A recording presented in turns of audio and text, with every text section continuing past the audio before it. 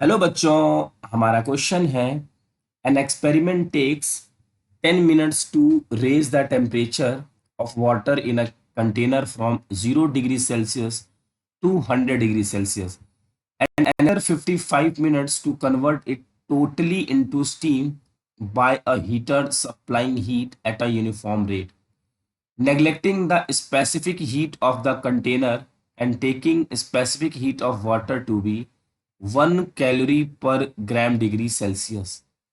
The heat of vaporization according to this experiment will come out to be. तो हमें बच्चों बताना है the heat of vaporisation according to this experiment will come out will. तो देखिए, तो सबसे पहले सिचुएशन को समझते हैं। मान लेते हैं, assume that, assuming assuming heater, जो हमारा हीटर है, heater is supplying heat at a uniform rate. Uniform rate से हीट सप्लाई कर रहा है, उसकी वैल्यू ले लेते हैं क्यू कैलोरी पर सेकेंड। ठीक है ना, ऐसा हमारा क्वेश्चन कह रहा है, यूनिफॉर्म रेट। उसके बाद अगर ये यूनिफॉर्म रेट से सप्लाई करेगा हीट, तो कुछ समय के बाद वो कुछ क्वांटिटी होगी हीट की, हम लिख सकते हैं हीट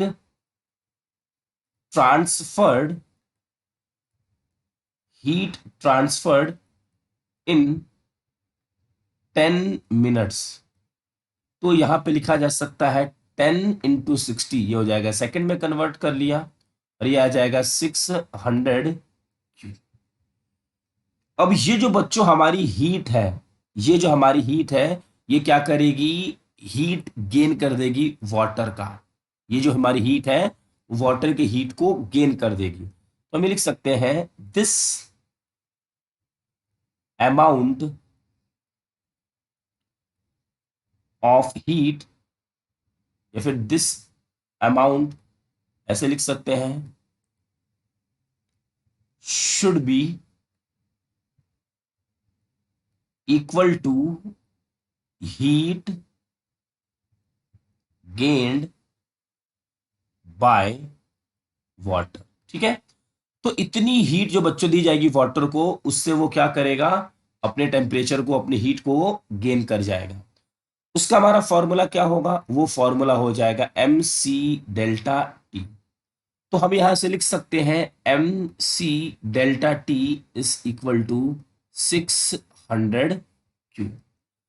अब m की वैल्यू हमारी m है, स्पेसिफिक हीट कैपेसिटी वाटर का 1 होता है, डेल्टा टी 100 डिग्री सेल्सियस से 0 degree Celsius is equal to 600 Q. यहां से बच्चों q की जो वैल्यू आ जाएगी वो होगी m/6। ठीक, अब देखिए, अब क्वेश्चन में फिर बोला गया है अनदर 55 मिनट, सेम प्रोसेस को 55 मिनट्स के लिए करना है। बट यहां पे क्या हो रहा है, टोटली इनटू स्टीम, यहां पे फेज चेंज हो रहा है, फेज, टेम्परेचर चेंज नहीं। अब बच्चों जब फेज चेंज होता है तो हम लेटेंट हीट यूज करते हैं। फिर लिखते हैं the heater supplies heat eight